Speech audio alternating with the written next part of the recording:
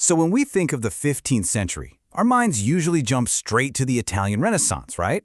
But while all that was happening, something totally different, but just as revolutionary, was going on up in the north. They weren't trying to tear everything down and start over. Nope. They were taking their ancient traditions and evolving them into something, well, something spectacular. So let's dive into that story. Okay, so this is really the key difference we've got to get our heads around.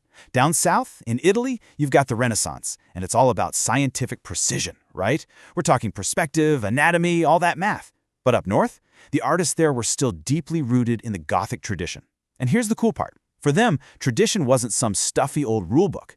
It was a launchpad for some truly mind-blowing innovation. See, for the artists in the north, the Gothic style wasn't something to be thrown out. Not at all. It was more like a living language that they could just keep adding new words to.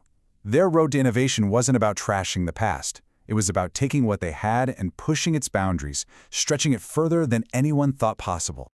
All right, let's start with architecture, and specifically in France.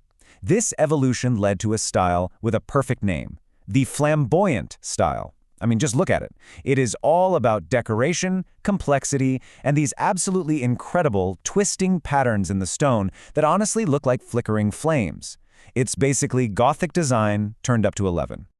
Okay, now let's hop across the English Channel to England, where you see them take Gothic in a completely different direction.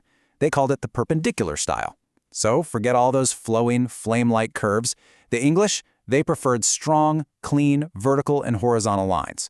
If you've ever seen those breathtaking fan vaults in King's College Chapel, yeah, that's it. It's this powerful, almost grid-like sense of harmony and order. And this table really just lays it all out, doesn't it? On one hand, you've got France with its fancy decorative S-curves, and on the other, England with its clean, simple grids. It's just a perfect example of how one single heritage, the Gothic tradition, could branch off into two totally unique and beautiful artistic styles. Now, this whole spirit of evolution wasn't just happening with big stone buildings. Oh no, it was completely transforming painting as well.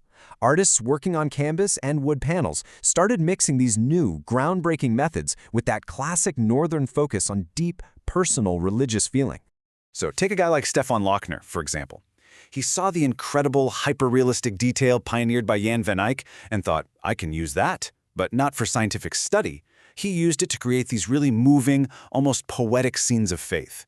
Then you've got Jean Fouquet over in France, and he was a master of fusion. He managed to combine the Italian genius for light and space with that die-hard northern love for rich textures. You know, the feel of velvet, the glint of a jewel.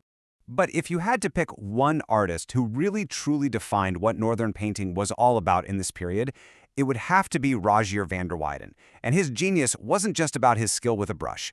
No, it was his laser focus on one thing: powerful, crystal-clear storytelling. The great art historian E.H. Gombrich, I think, just nailed it.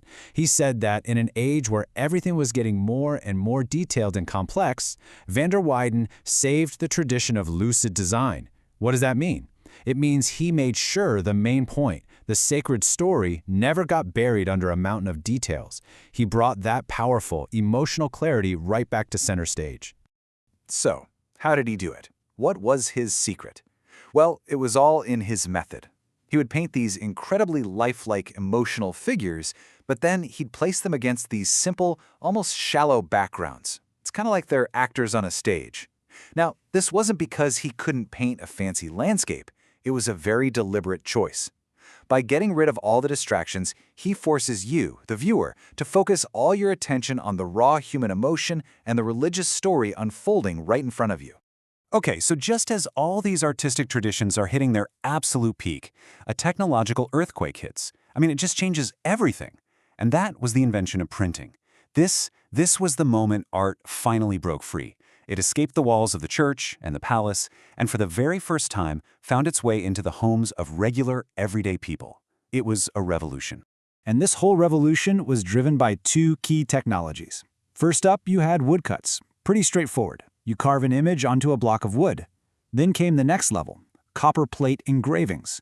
This was a much more precise method where you'd actually etch the design right into a metal plate, and that allowed for way more detail.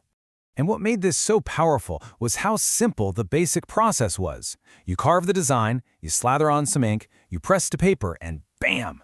Suddenly you can make hundreds, even thousands of identical copies. This wasn't just some new art technique. This was the birth of the mass-produced image. This was art for the people. So the impact of this was huge, and it kind of went in two directions. On the one hand, artists could now reach a massive new audience, which was amazing. But on the other hand, it threw a brand new, really tough challenge at them. Think about it. With prints, you're working in black and white. So how on earth do you show texture, light, and real emotion when you can't use all those rich, beautiful oil colors that painters had? Well, answering that challenge was going to take a new kind of master. And that master's name was Martin Schongauer, a German artist who took the humble copperplate engraving and turned it into a legit high-end art form. I mean, that really was the big question, right? How do you create a masterpiece without color? How do you make something that feels just as rich, just as detailed, and just as emotionally powerful as a painting when all you have are black lines on a white piece of paper? The answer, it turned out, was all about complete and total mastery of the tool. In this case, it was the burin, the little sharp tool used to engrave the copper. And the artist who absolutely perfected its use was, you guessed it, Martin Schongauer. And again, Gombrich just hits the nail on the head here. He said that Schongauer's work achieved miracles of accuracy. And it's true. With just simple lines scratched onto a metal plate, he was creating a level of detail and precision that was, it was just unheard of in printing at the time.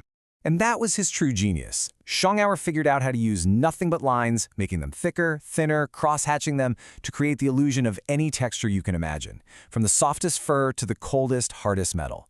He basically took the entire visual and emotional soul of Northern painting and successfully translated it into this brand new, super accessible medium of the print. And so that really brings this incredible journey of 15th century Northern art full circle. You see, it wasn't a sudden, sharp break from the past like we saw in Italy. It was this powerful, steady evolution.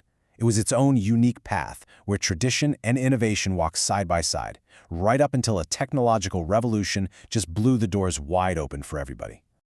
And all this leaves us with a really fascinating question, doesn't it?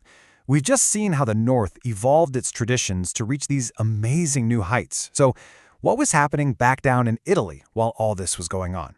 What happened when giants like Leonardo and Michelangelo took that scientific renaissance and started pushing it towards the absolute peak of perfection? Well, that's a story for another time.